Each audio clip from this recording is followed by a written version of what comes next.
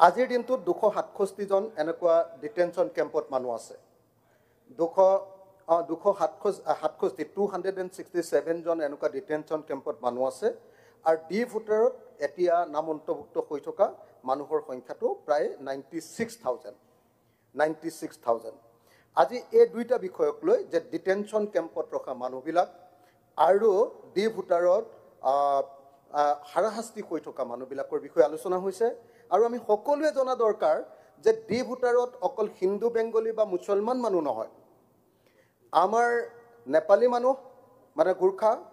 আৰু কোচ ৰাজবংশী মানুহ আৰু আমি দেখিছোঁ যে এইটো গোৱালপাৰাৰ এডোখৰ কি কয় আমাৰ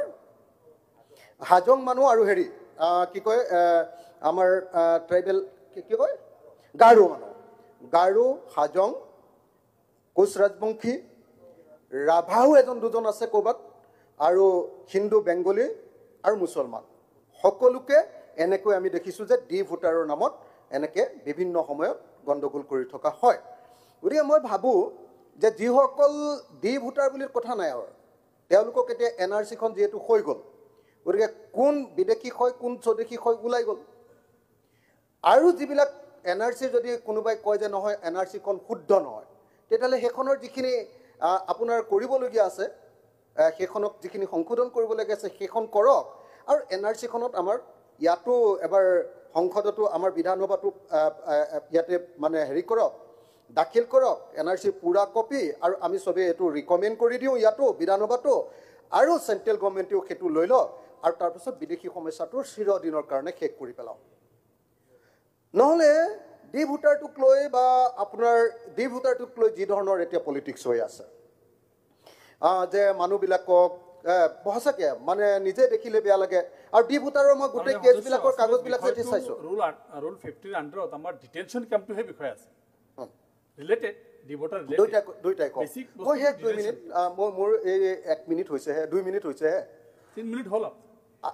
এই ৰ'ব না অলপ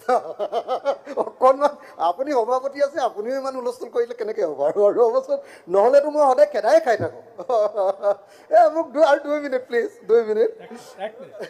এতিয়া অকণ দিয়ক না আপুনি মোৰ কাষতে বহে আকৌ এনেকুৱা কৈছেনে ওপৰলৈ গৈ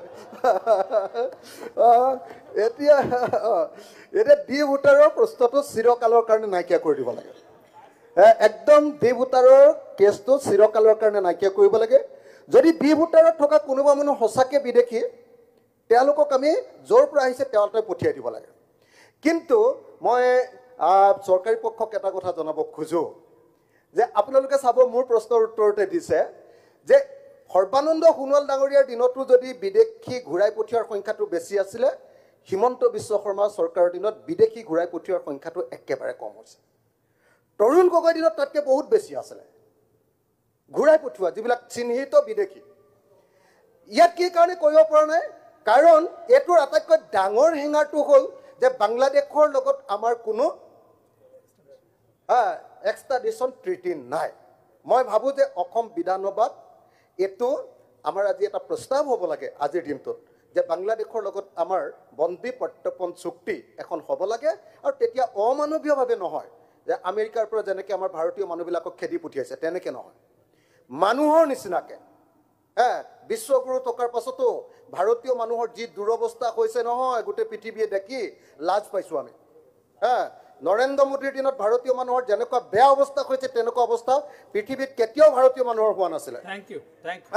সেই অৱস্থা যাতে কোনো পধ্যে অসমৰ ক্ষেত্ৰত হ'ব নোৱাৰে আমি মানুহ যদি বিদেশৰ পৰা আহিছে তেওঁলোকো মানুহ